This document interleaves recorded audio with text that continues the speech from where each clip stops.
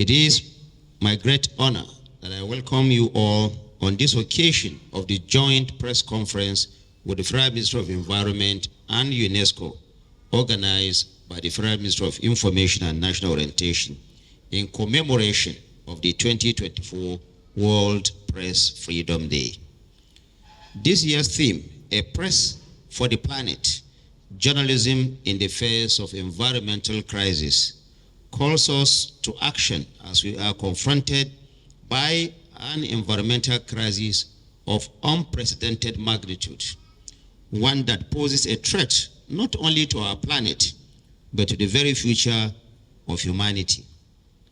Climate change, biodiversity loss, pollution, and resource depletion are not abstract concepts. They are harsh realities that demand immediate and decisive action.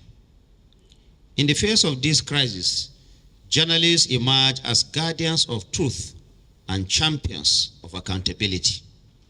They illuminate environmental injustices, expose wrongdoing, and amplify the voices of those most affected by environmental degradation. Through their investigative reporting, they hold governments and corporate organizations accountable for their actions and advocate for policies that promote sustainability and safeguard our planet. This year's theme resonates deeply with our ministry's vision and President Bola Ahmed Tinubu's priority, which include restoring trust, reorienting national values, and creating an enabling environment for the media. It underscores the crucial role of journalism in addressing environmental crisis. I am pleased to state that the present administration of President Bola Ahmed Tinubu recognizes the importance of responsible media coverage in enlightening, informing, and educating Nigerians and the world. Through credible and timely information, everyone can be well informed, and the media can serve as a valuable tool for fostering transparency and promoting accountability. We also acknowledge the challenges that journalists face in carrying out their vital work. As environmental defenders, journalists often confront threats, harassments, and violence for their courageous efforts to expose environmental crimes and protect our natural world. As we celebrate World Press Freedom Day today, we must reaffirm our unwavering commitment to protecting the rights of journalists and ensuring their safety and security. As a ministry and government, we provided the most unfettered access to journalists and provided the enabling environment that has continued to encourage the Nigerian media to grow in leaps and bounds.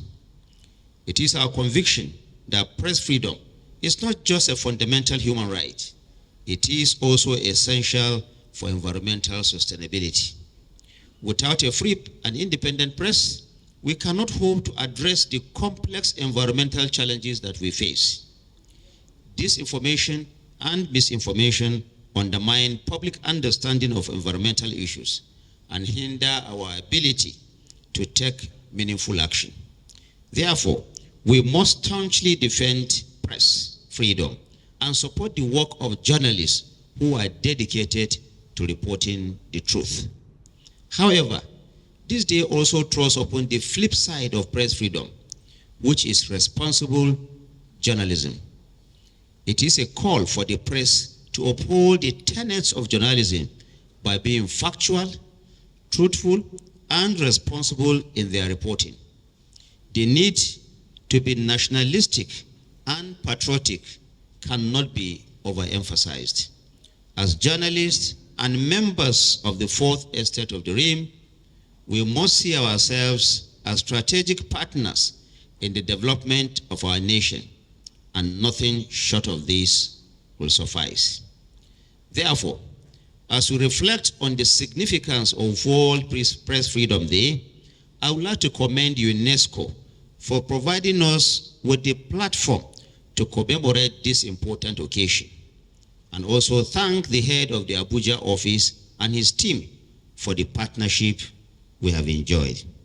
Let me also seize this opportunity to thank the Federal Minister of Environment and Ecological Management and his agencies for this synergy and partnership on this very unique day.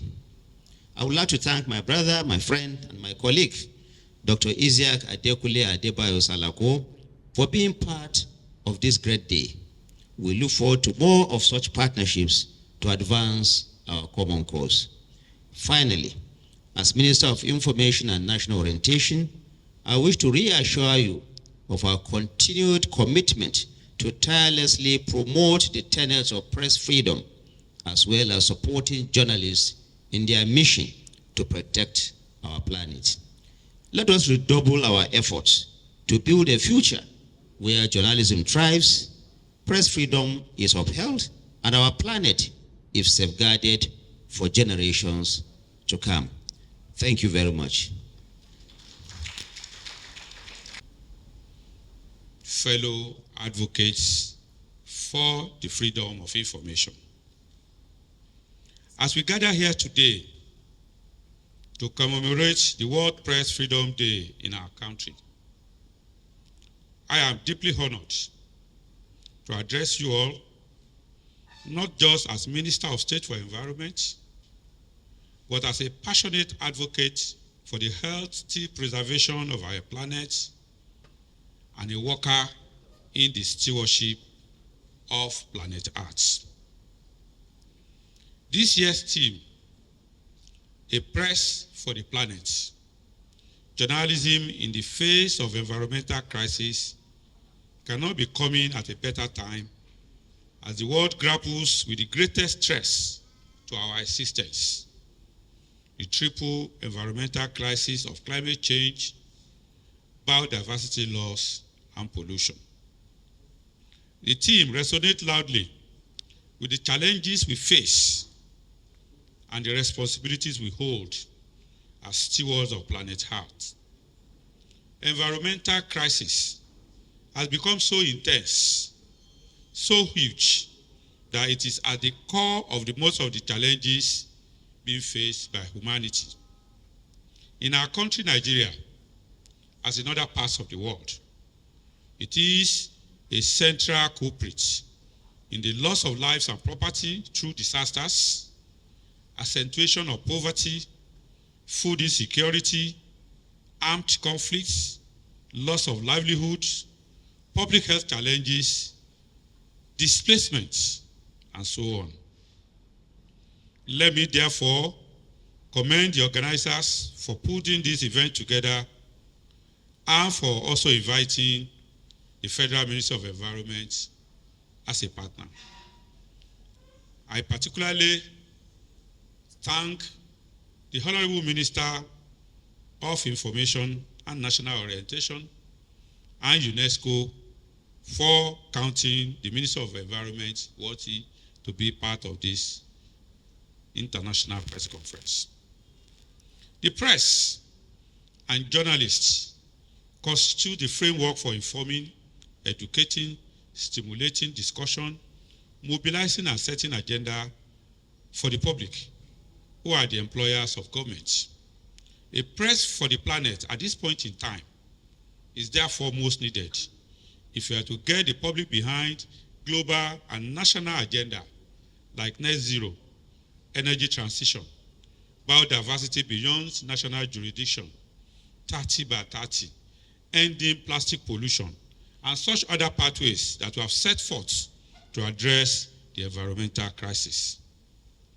At the forefront of our efforts to combat the environmental crisis in our country are nationally determined contributions, our long-term low-emission development strategy, our commitment to achieving net zero emissions, and our framework for biodiversity conservation.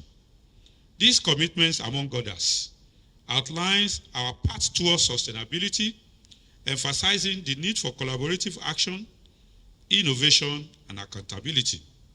They represent the unwavering dedication of Nigeria to play her part in mitigating climate change and safeguarding the health of our planet for future generations. In this regard, the Federal Ministry of Environment is promoting nature-based solutions through tree planting, mangrove restoration, urban greening, and restoring wetlands. We are promoting the adoption of more environmentally friendly energy sources, including clean cook stoves. We are working hard to end gas flaring and plastic pollution. We are remediating all polluted communities, expanding our protected areas, addressing desertification, droughts, flooding, and erosion. In doing this, we are fully in tune with the inclusivity agenda of President Bola Ahmed Tinubu, which is a key pillar in the 8-point presidential priority. We recognize the interconnectedness of environmental, social, and economic issues. We understand that sustainable development cannot be achieved without addressing the needs of all members of our society. By promoting inclusivity, we ensure that no one is left behind in our journey towards a greener, more prosperous Nigeria. Esteemed members of the Fourth Estate of the realm, ladies and gentlemen, security of life and property is the fundamental essence of government. Environmental degradation exacerbates resource scarcity, heightens social tension, and undermines stability.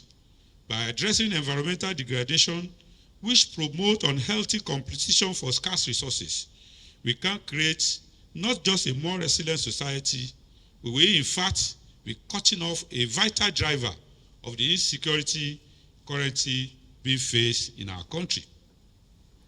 As we commemorate World Press Day Freedom, I call on all of us to reaffirm our commitment to the principles of a free and independent press, a sine qua non for effective climate journalism. Press freedom is indispensable to promote transparency, accountability, and social justice, which are critical to communicating the threats posed by climate crisis and making informed decisions to be more environmentally responsible. You, as journalists, have a critical role to play in driving environmental policy formulation and implementation, and also in shaping public perception about the crisis. Let us therefore work together across sectors and borders to harness the power of media in addressing the environmental crisis and advancing sustainable development. Journalism plays a pivotal role in advancing environmental agenda, serving as a catalyst for change, a watchdog for accountability, and a voice for the voiceless. Through investigative reporting, insightful analysis, and compelling storytelling, journalists shed light on the pressing issues on environmental crisis facing our nation and inspire mass action towards positive change. Without such mass actions, we will be unable to win the fight against the environmental challenges confronting our country. Ignorance, lack of awareness, and appropriate knowledge about the climate crisis is still rampant in our society. Let me therefore, in closing, call upon you and our dear friends in the media for more support in our drive for environmental advocacy and citizenship so that all creatures on earth thrives in harmony with the planet. We know that our behavior and our lifestyles is driving the environmental crisis that we're facing. We also know that changing behavior and lifestyle is not easy to achieve. Therefore, we must remain persistent in our advocacy, our awareness creation, our sensitization, and our education of the public.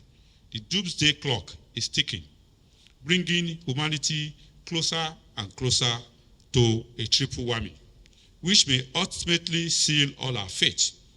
But if we work together, if the freedom of press is promoted, if our journalists come fully on board, deploying their reports as climate actions, we will save our cherished planet for ourselves and generations to come. Thank you and God bless the Federal Republic of Nigeria. Thank you very much. But I can tell you that as far as I can tell you, the press in this country is largely very free. And the fact that we are having this kind of engagement here is also a testament to that. I know that occasionally you have some little challenges here and there, which we work every day to try to address. I can tell you that there is nobody today who has been killed in the life of this administration or who is in jail as we speak because he has expressed his views. I know that you may refer to some incidents that have happened in the past, which we have also worked to address in a way that is also very responsible. What I can tell you is that there is no way you can take away responsibility in journalism. Your freedom to express yourself ends where another person's freedom also begins. If you spread falsehood, if you spread misinformation, if you spread fake news, there is no way that can be called press freedom. Press freedom is not the same thing as passing falsehood, misinformation. And remember, even when I was talking to you, I talked about the issue of patriotism and the love for nationhood. We are all Nigerians. Nobody will come to this country and tell us how to behave. It is our responsibility to ensure that this country is safe, this country remains united, this country remains peaceful. So whatever you say or do, you also have to have at the back of your mind that you are reporting so that society can live. So responsible journalism is that which enables you to report factually, honestly, transparently, but also maintaining the integrity and the sanctity of your own country. You cannot tear your country apart just because you want to talk about press freedom. We have been talking about FDI's foreign direct investment into this country. You cannot have your newspapers and radio stations flashing about insecurity all the time, about things that are not palatable, and expect people from other climes to come and invest in this country. This is our country.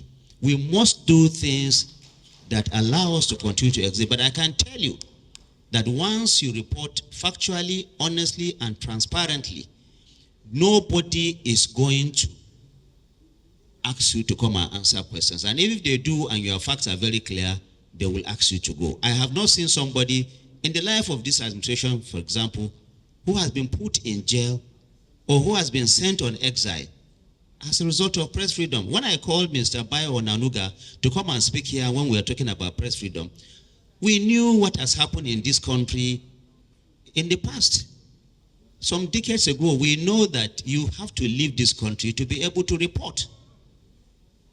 So it's a very difficult thing to believe, but I can tell you that the press in Nigeria is largely free. But that freedom will further be consolidated if honesty, transparency is upheld in the manner that we'll report. I do hope that I've answered your question. I know that may lead to so many other questions. It's a debate that we can hold over and over and over again. But please let us continue to report honestly, responsibly, and have the interest of Nigeria at heart. Thank you very much. The Honorable Projects, public and private. The Federal Minister of Environment implements that law, and I can tell you that we take it very, very seriously. We don't joke with it. As a matter of fact, I can tell you that in recent months, we have observed a few loopholes in the existing law, and we are already approaching the Federal Executive Council to see how to block those loopholes. Now, answering your question specifically, the Federal Ministry of Works applied since December last year for environmental impact and social assessment of that project that you spoke about. And the Minister of Environment has done its preliminary assessment, And I can confirm we have issued a preliminary impact assessment certification for site clearance and scoping of compensation, scoping for compensation. We have done that, and that is what is going on now. But you know that it is a very big project, a long road. So it's not something we can do in one fell swoop. So we have decided to therefore approach the issuance of the certification in phases like that, so that the project can go on and we can also be doing our own bit of it. Thank you very much. On the issue of that we are confronted with, first you must realize that the federal government does not own refuse. All refuse belongs to the state and to the local governments. So if we are going to, that is the reality.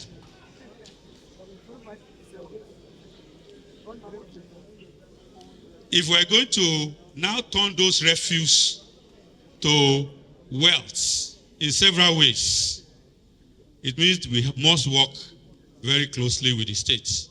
For example, I can't go to Ogun State now as Minister of State for Environment and say I want to start doing recycling there, because all the waste in Ogun State belongs to Ogun State government.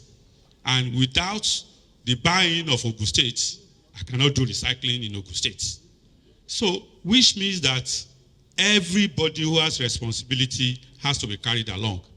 What the federal government under President Bola Ahmed Tinubu has decided to do on the issue of waste management is to create a national network, a national platform that states can plug in for the circular management of their waste. And that is why, I think about 2 weeks ago, we launched the National Circular Roadmap, which we will now engage the state to domesticate, and it will now serve as the framework for recycling of some of our previously considered waste. So that is the approach. We're going to work very hard because this is one major, if you look at our deliverable as Federal Minister of Environment, is one of the key deliverables expected of the Federal Minister of Environment under President Bola Ahmed Tinubu. We have to deliver on the circular economy for Nigeria, and we're working with the state to ensure we do that. So I assure you that God helping us, very soon you'll see a scale up of the level of circular management of our waste. Thank you. All right, thank you very much. Very distinguished ladies and gentlemen.